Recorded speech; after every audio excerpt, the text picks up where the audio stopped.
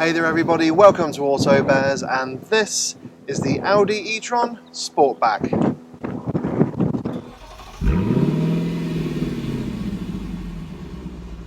When Tesla brought the Model X and the Model S over to the UK and Europe, they really did kickstart the EV revolution and actually forced a lot of manufacturers to kind of get their arse into gear and start producing EVs. So from the premium brands, we had the Jaguar I-Pace, the Mercedes EQC, and yes, we had the BMW i3 a few years ago, but we now have the i4 and the flagship iX. Now, Audi brought out the e-tron, which actually came as a traditional SUV, but like a lot of Audi SUVs, it has been given the Sportback treatment, which is what I've got here. Now, I've had this Audi e-tron Sportback for a week, and I'm going to let you know, well, how good Audi's first effort into the SUV world really is. Now, when it comes to the e-tron Sportback styling, I'm going to get one of my opinions out of the way very quickly, which is when it comes to these SUV coupe designs, I think Audi do the best versions of them. They don't feel forced or awkward in their design. They actually have a natural flow, and as a result, I think they just look better than what we get from Mercedes and BMW. But that's my opinion straight out the way. Now, when it comes to just the e-tron's design as a whole, I really do like it. I mean, Audi have kind of played it safe because it looks like an Audi. We got a traditional Audi grille, even though it's an electric vehicle, but it just looks like a regular Audi. Now, there are a few things that do point it out to being an e-tron. Yes, I know we've got a couple of charging ports on each side, but we've also got the very distinctive headlights, which do mark it out as an e-tron. We've got the filled-in grille, and we've also got those tail lights with that rear light bar, which is definitely a highlight on the e-tron Sportback. And of course, yes, at night it does do a little light dance to let you know when it's switched on and unlocked. So yeah, that is a cool, funky feature. But all in all, I actually really like this S-line trim because you get 21-inch alloy wheels, and we'll talk about the ride later on. But overall, it just looks really well proportioned, and as a result, it looks really stylish. And yes, it has got a heck of a presence about it because, well, it's a pretty bloody big car. But yeah, let me know what you think of the e-tron Sportback's design and styling in the comment section below. But I think now let's get ourselves into that front seat and see what it's like for the interior. Sat in the front of the Audi e-tron, you are greeted by a very comfortable and very plush feeling interior. It really is a nice place to be, but there is one big flaw which I'll tell you at the end. Now, because of course this is a medium to large size SUV, you've got a nice raised seating position, so getting in and out of the e-tron is actually really easy. And then once you're sat in the driver's seat, you find that the seats themselves are very comfortable. They do hold me in place, and there is plenty of adjustment, including lumbar support. And then we've got the steering as well, which has both brake and reach adjustment, so getting the perfect driving position is easy. Interior quality in the e-tron is actually really good, but I would make a couple of little changes. Now, firstly, we have got soft touch plastic here on top of the dash, on the main part of the dashboard, and on top of the doors. And there are actually 3 different types of soft touch plastic, which is quite unique. Also, on top of the dash, we have got this faux stitching, which I don't think really we need on this e-tron Audi. I think actually what I'd prefer is this type of soft touch plastic here on top, because that feels really lovely. And then on the doors as well, we have got some Alcantara, so that does give it a nice premium feel. And we have actually got some brushed aluminium across the dash as well. So it's actually really nice to sit here and actually feel some premium quality materials, and the perceived quality here in the e-tron is really good. Now, yes, lower down we have got some hard scratchy plastic, but that feels really solid, and it actually feels really good to grab hold of and shows a real good quality again from Audi. So even these hard plastics in here actually feel really good. But overall, the just interior fit and finish and the quality of the e-tron is actually really good, and it does feel like a truly premium product in there. I will just change this soft touch plastic and get rid of that faux stitching because Audi, come on, we don't need it. Cubby spaces in the e-tron are actually really good. We've got some massive door pockets. We can get a large size bottle of drink in there, and they are rubber lined, so any loose items won't make too much noise or rattle around. But also, they actually are really deep pockets, and you could lose some items deep into the door, so just be aware of that. Then underneath on the right hand side, we have got an extra bit of storage space, which is lined with fabric, and that is really handy for perhaps putting your keys or your wallet in there. Now, on the center console, we have got this kind of very weird designed tray area. Now, We have got two USB-C charging inputs, which I really do like. We've got a 12-volt socket as well, and there is like this little cubby area where you could perhaps put the key or a couple of pens or maybe some loose change, but it's a bit of an awkward one when it comes to its design and size. And then next to that we have got a little cover, and when I pull it back, reveals an extra bit of space which is rubber lined, and there are actually two cup holders in there, but you have to kind of pull the cup holders out in order to activate them, and they're not the biggest. And I've actually found, because of the rubber grippers, which are really nice, you actually end up finding that if you put a cup of coffee or something in there, the rubber grippers really do hold on to it. And on a couple of occasions, as I've grabbed the cup to lift it up, I've actually pulled the lid off, so just be aware of that. I think Audi just need to address the size, and I would probably prefer just traditional cup holders in there, but that's just my own opinion. Now what I do like as well is by the USB-C charging inputs, there is actually a little hole that goes into the cubby space underneath the centre armrest. Now there is a little bit of space in there, it is lined with fabric, which is really handy, but it's not the biggest, and really kind of chucking something like an iPhone 11, which is what I've got, it doesn't really sit flush in there, and it does make me wonder kind of where like any wireless charging would go in the e-tron. But the other thing I've noticed as well is that we have got these weird gaps on the side here. So yes, I did grab hold of these to give you a demonstration of the kind of toughness of the hard plastic, but it just seems overall fussy and not very well thought out. But then again, this is kind of the first EV from Audi, so they can be a little bit bold and creative, but definitely for the facelift version, yeah, I would like you to work on that, please, and just have some traditional cup holders and perhaps a little extra area space to put your phone when it's kind of charging or just sitting flush. But yeah, that's actually not too bad, but yeah, as I said, it could easily do with some improvements. And then finally we have got the glove box, which is lockable. It is lined with fabric as well, and it is a decent size, and actually I do like it. Yes, I have got a little adapter there for a USB charging input, but not a USB-C, so that is quite handy. And then we have got the book pack, which isn't that big, but overall, yeah, it's a pretty decent size. So yeah, overall when it comes to the cubby spaces here in the e-tron, it is pretty good, but I'd like a little bit more kind of thought process put into this centre part of the dash, but that's just my own opinion. Now, of course, this being Audi's first kind of bespoke EV, they have gone quite bold when it comes to kind of taking away physical buttons. And of course, yes, this is a Volkswagen Group car, so we know where I'm going to go with this. So when it actually comes to physical buttons, there are hardly any in here at all. So we've got a couple of buttons here for the, I'd say, engine start or starting up the e-tron. We've got a little volume knob there and a couple of buttons for the safety systems and the 360 camera. We have then got a little button there for the electric parking brake, but there's no auto hold button. It is automatically built into the car, which I really do like. Then we have got the steering wheel controls, and there's actually not many buttons on the steering wheel. On the left hand side it deals all with the driver data display on the digital dashboard, and on the right hand side it deals with your media, audio and communication controls.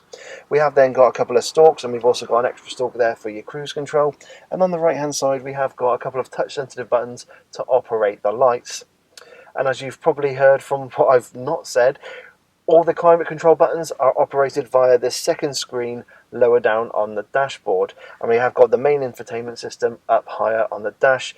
And yes, it looks very pleasant, but there is a slight lack of functionality to it. Now, I do love the fact that the screens have got haptic feedback. We've got Apple CarPlay and Android Auto, where you don't have haptic feedback. I will mention that.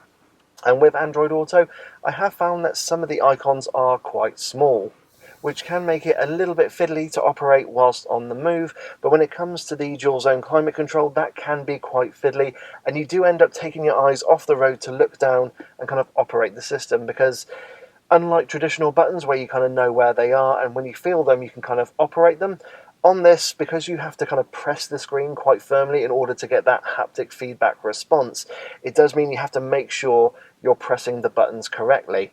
Now, the other thing I've noticed as well is that the screens are very much prone to fingerprints and smudging, so when you turn the car off it doesn't quite feel or look that pleasant. But you know, I always make sure I wash my hands before I get in the car, but still the oils from your fingers do make it look a little bit greasy and a little bit dirty.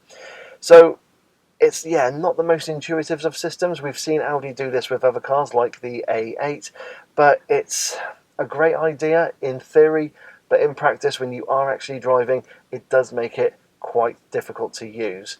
And then when it comes to the main infotainment system, yes, the menus are traditional menus that we've seen from Audi. It is actually pretty quick and responsive, and it is easier to use when on the move than the dual zone climate control and information system. Now just below this second screen we have got a few touch sensitive buttons again. Now one of them does your drive select and traction control. We've got your hazard light switch, and also we've got your front and rear demisters. So it's quite nice to actually have them there, because the fact is you can see the icons, so it makes it really easy to operate. And I'd like Audi, if they were going to go ahead with this in the future, to kind of follow the lead of Genesis and Hyundai, where you actually have touch sensitive buttons but they're in a fixed position. It's not done via a screen, so that way you get used to where they are. You've got little ridges so you can separate the buttons, and then that way you can operate them when on the move. But again, that's just my opinion, and it's just something I'd like to see happen if Audi wish to go in that direction. And then in front of the steering wheel we have got our digital dashboard display, and in typical Audi or Volkswagen Group fashion, it's brilliant. It's very clear, easy to read when on the move. There's plenty of customization and going through the driver menus and data that's available for you to look at. And because this is an electric car, and it seems to be on electric cars we get this, the animations are much more crisp, they're much more fluid, and it just adds to the overall experience here in the e-tron. But it's just this infotainment system here that just seems to be a little bit not well thought out. And that leads me to kind of what I said at the beginning, where there's a big issue with this interior. Because this second display, as we've seen on the two newer models, or EVs that we've seen from Audi, the GT and the Q4, they've ditched this. They've actually gone to physical buttons for the dual zone climate control. And as a result, the e-tron, even though it's only been out for 3 years, actually feels dated in a way because of it. And that's why I said if Audi want to kind of continue with this kind of platform and usability for the dual zone climate control, look at Hyundai Group and look at what they're doing. But because they have now kind of gone back to physical buttons, it feels as though like the e-tron is a little bit dated. It feels as though they have listened to their customer base and they have reacted to it, which is actually a brilliant thing to see. But it just means that the e-tron interior, yeah, it's now starting to show its age, which is a scary thing to hear on a new EV car from Audi that's around 3 years old. But I think that's enough of looking at the front here of the Audi e-tron. Let's see what it's like in the back. So in the back of the e-tron Sportback, it's actually really comfortable and very spacious back here, if not quite as spacious as the e-tron SUV. Now that driver's seat is set to my driving position. I'm 5'7" tall and 5'7" wide, and as you can see I've got a huge amount of knee room, and headroom is really good as well. Now I would say if you are 6 foot tall, you probably find your head just rubbing against the ceiling. That's why I'd recommend going for the traditional or standard e-tron SUV if you have got taller passengers. But you could get 3 adults in the back of the e-tron, albeit if they've got slightly narrower shoulders than me, but you could easily get 3 kids back here. Now when it comes to kids, we have got ISOFIX supports on the outer seats, and what's a little bit disappointing is we have got the traditional Volkswagen Group kind of plastic covers, which are easy to break and easy to lose, so just be aware of that. And then when it comes to cubby spaces, it's actually really good in here. We've got some very large sized door pockets. Again, they're rubber lined and you can get a large bottle of drink in there. We have got your aeroplane style pockets on the backs of the front seats, and we've also got an armrest, which when it comes down, I do love the fact that the cup holders are covered, but you just give it a little press and it just opens up, which is actually really handy. The other thing I'll mention as well is that we have got a 40-20-40 split in the seats, so you can get that middle seat down if you do want to load any longer items through into the passenger area. Now in terms of the windows, they are of a decent size, but with that dark headlining it can feel a little bit dark in here, and what's disappointing is that they only open about 60% of the way down. So yeah, that's a little bit disappointing in here. Now, one of the optional extras that this car has got is the quad zone climate control. So we have got a little display here where you can operate your own fan and your temperature here as well, which I really do like. But also, if perhaps you've got kids back here, the driver can actually operate that system as well. So that's really handy if perhaps the kids are a little bit too warm or too cold. Now underneath there as well, we have got 2 more USB-C charging inputs, as well as a 12-volt socket, which is really handy, which means actually in total you can charge 6 devices back here. Well, 6 devices in the e-tron full stop. So I really do love that feature. But yeah, all in all, it's actually really nice here in the back of the e-tron Sportback. But just be aware that if you are a taller passenger, yeah, you might feel your head just rubbing against the ceiling, and it can feel a little bit dark and claustrophobic, especially with that dark headlining. But other than that, it's very comfortable, and I could easily see myself doing a long journey sat in the back of the e-tron. And one feature I do want to mention is actually the door handles, where on all of them they are electrically assisted, so you just need to give them the lightest of pulls, and the door just opens up for you, which is really handy. And you know what, on that note, let's go have a little look at that boot. Opening the boot on the e-tron Sportback presents you with 615 litres of space, which is actually a really decent amount in this class of car. It's definitely more than the likes of the Jaguar I-Pace, for example, but yes, it is a little bit behind the likes of the Tesla Model X. But what I love as well is that it is a nice wide square load area. There's not much in the way of a boot lip to navigate over, and you can easily swallow a few seat cases or definitely a dozen or so weekend bags, which is really handy. Now, it's not devoid of features either. We have got a 12-volt socket, which is tucked away down there. We've got some very sturdy tethering hooks, which are actually really handy, and on this particular car we have got a netting pack, which is an optional extra. And what I like as well, as I mentioned, is that you have got a 40-20-40 split in the rear seats, so if you need to load any longer items through, you can do into the rear passenger area, so that is very handy. And then when you do put all the seats down, you do find that it's almost a flat load area, which is really handy, and you can get some large bulky items into the back of the Sportback. However, if they're very large bulky items, I'd recommend going for just the standard e-tron because of that more traditional SUV shape. Now, it's not all perfect. You see, we've got these two parcel shelves here, but they don't fit underneath the boot floor if you do need to load any large bulky items. So that's a little bit disappointing. Now, speaking of the boot floor underneath, we have got a bit of additional space, which is really handy. We have got your subwoofer there as well for the Bang & Olufsen sound system, and that's a really lovely sound system on this car. But there is a bit of additional space, so you can put some items down there if you don't want them to be seen. So again, that's very handy. And then we have got a couple of extra little storage areas just to the left and right hand side of the boot, which have got a little netted area, which is actually really handy as well if you don't want anything rolling around in the boot area. And then finally, the one feature I really do love back here is actually the LED lights for lighting up the boot area. They actually are very different to what we've seen in other cars, and it is very unique, and it's actually, because of that strip, it means it actually lights up a bit more of the boot area, which is really handy. So yeah, 615 litres is actually really good. It is a little bit less than the traditional e-tron, but it is still a brilliant amount of practicality. And I think on that note, it's time that we close this boot and take this e-tron for a drive.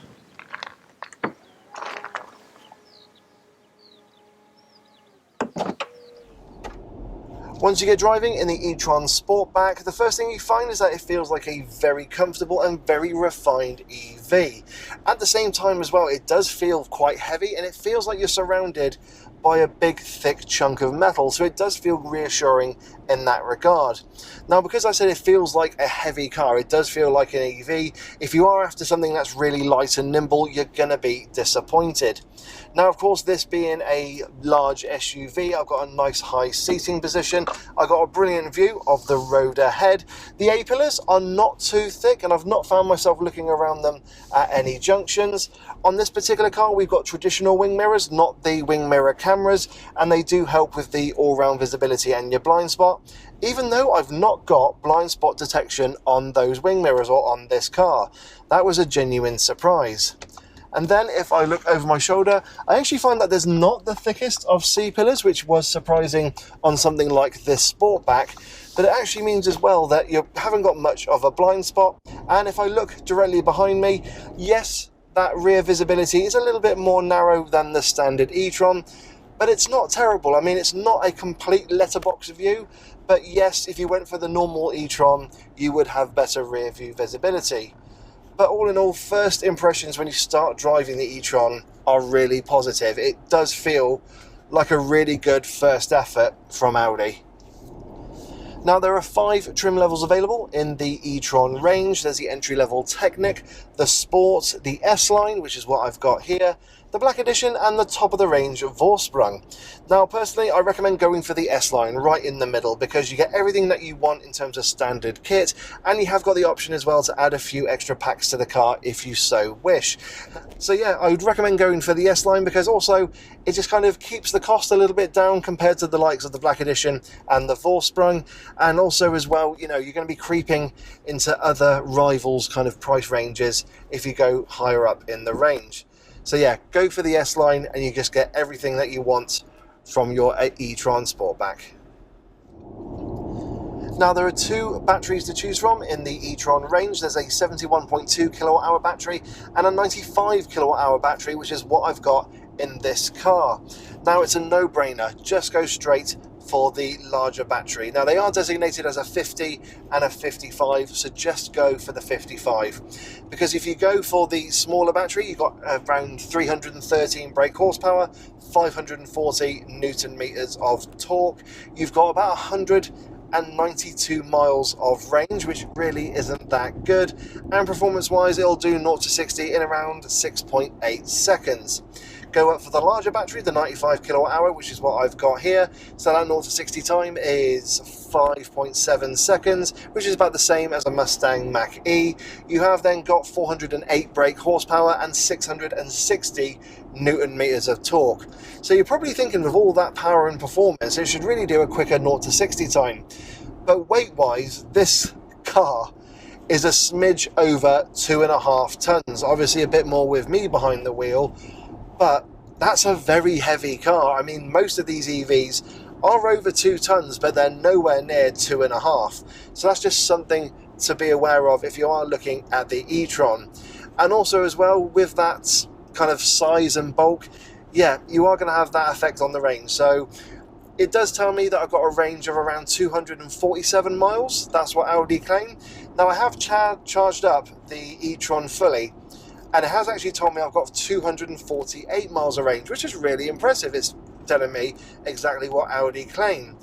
But once I started driving on 100%, I did find that for like every mile I drove, it kind of dropped 2 miles. And then when I got to around 220 miles of range, it just kind of seemed to settle down then. So that's, again, just something to be aware of. So probably means realistically, you'll get between, say, 210 and 230 miles range with that larger battery. So again, something to be aware of, but it's not as good as something like a Jaguar I-Pace, and definitely not as good as some of the cheaper cars out there, particularly those from Hyundai Group. Now when it comes to charging the e-tron, it's good, but it's not as good as some of its rivals, particularly its newer rivals. So the maximum charge you can do is 150 kilowatts, which isn't really the best, especially as there are those out there that can charge at 350. So it does mean when you got some of your rivals at a supercharger, you'll be at the charger for a little bit longer whilst they start off on their journey. So with 150 kilowatts, it will go from 10 to 80% in about 30 minutes. On a 50 kilowatt charger, that increases to 70 minutes. If you are then on a 22 kilowatt charger, you're going looking at around 9 hours. A 7 kilowatt charger, you're looking at 14 hours. And then if you decide to use the 3-pin socket, that's your weekend done and dusted, because that'll take around 42 hours.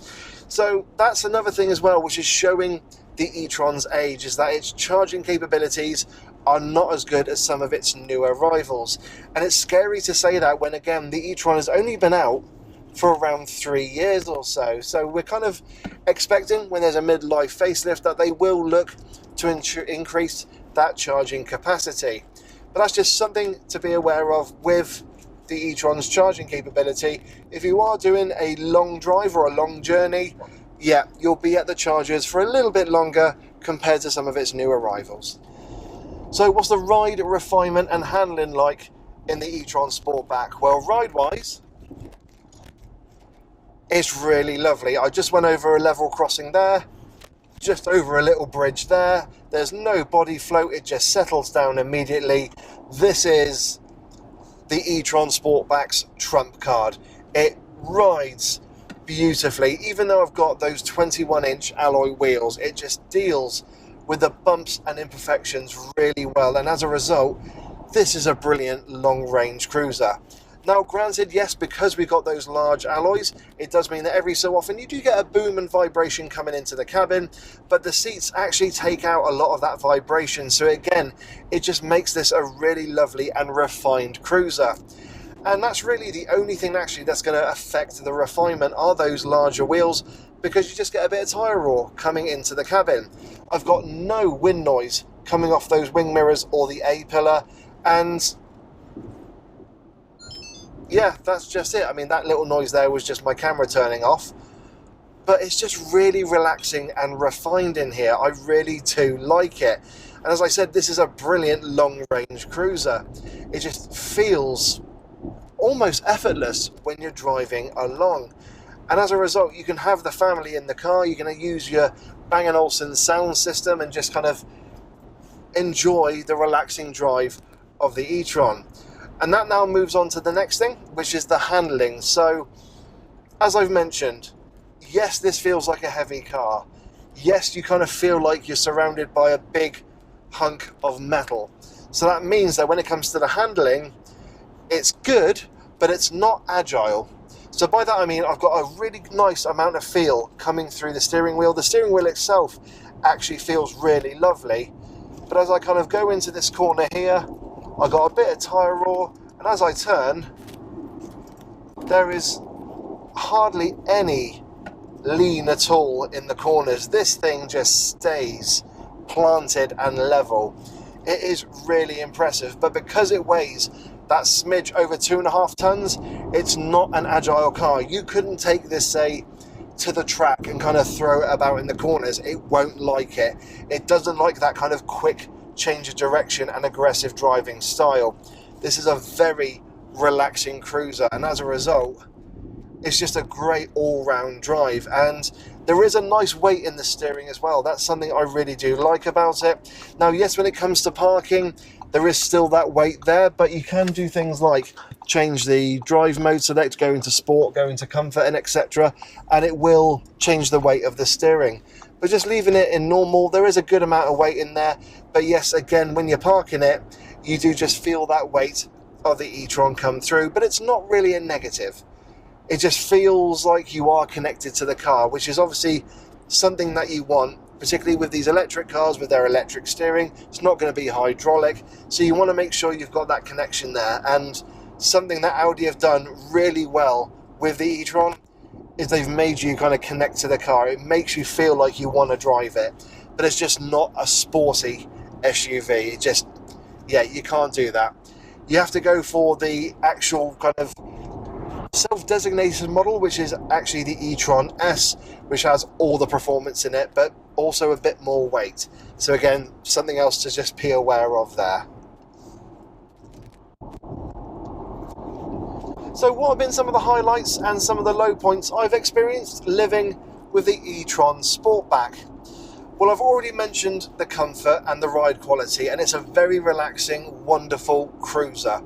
Now, when it comes to kind of driving your electric car and going on a long journey and having a nice cruise, you kind of want all the driver safety systems there for you to take a chunk of the workload away from you whilst you're driving. Now, two things I've already mentioned, but I'm going to go into them with a bit more detail. The first one, I've already mentioned I don't have blind spot monitoring on this particular car. That, I think, is just outrageous. For this cost of £85,000, I would expect blind spot monitoring. And when I was talking about the cabin earlier and I was talking about the physical buttons and that, I mentioned the stalks and I mentioned the cruise control. That's the thing. It's just regular cruise control. It's not radar guided. And again, in a car that costs £85,000, I would expect that to be radar guided cruise control. And my hope is when the facelifted version of the e-tron comes out, they do rectify that issue. And that's the other thing as well, because this is going to make you kind of twist your head a little bit and go, what? This car comes with a pre-sense system in the car, and it is kind of like radar guided cruise control. I could be driving this without the cruise control on, and as I kind of take my foot off and let the car coast towards a junction like I'm doing right now, the car actually starts to slow itself down. It prepares for the junction. Also, if I'm driving and I got a car in front of me, and again, I lift off the accelerator pedal, it starts slowing down again. It actually puts on a little bit of the regen braking, and that's just a really weird thing because I haven't got radar guided cruise control. It shouldn't be stopping, but I've got this pre-sense system which is actually stopping me at junctions and if I have an obstacle in front of me. So that again just makes my mind kind of boggle a little bit in the fact that I don't have radar guided cruise control. So that's just something I want Audi to rectify for the facelifted version of the e-tron, or even just rectify it now and just kind of get it sorted, because in a car like this you don't want regular cruise control. You want all the driver safety aids to help you take a lot of that workload out of your journey. Audi, you need to work on that one. But other than that,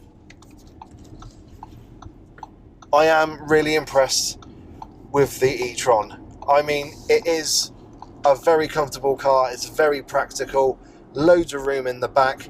It is actually a really good first attempt of an EV from Audi, and they should be hugely impressed by it. But as we've seen already, new arrivals are coming out with more range, quicker charging, more technology as standard, and that's where Audi really need to look at their models in order to compete with their rivals. Because the fact of the matter is, at 85 grand, I don't know if I'd want to spend that money on this car, especially when I haven't got some of the features that you get as standard on rivals that are cheaper but can also go further and charge quicker. So I'm sorry Audi, this is a really good EV, but there are some areas you have got to work on, particularly when it comes to the driver safety systems and driver aids. So yeah, a very good car from Audi, a very good first EV, but they now need to make it a better one. So everyone, I hope you've enjoyed my review of the Audi e-tron Sportback. As always, don't forget to like, don't forget to subscribe and hit that bell notifications icon to let you know when I, Dave the Auto Bear, bring out a new video. If you've got any questions on the e-tron and my time with it, please put them down in the comments section below. And don't forget to subscribe and follow on all the usual social media platforms as well. But in the meantime, guys, I hope you're all keeping well, keeping safe, and I will catch you all in the next video. So take care everyone, and bye bye.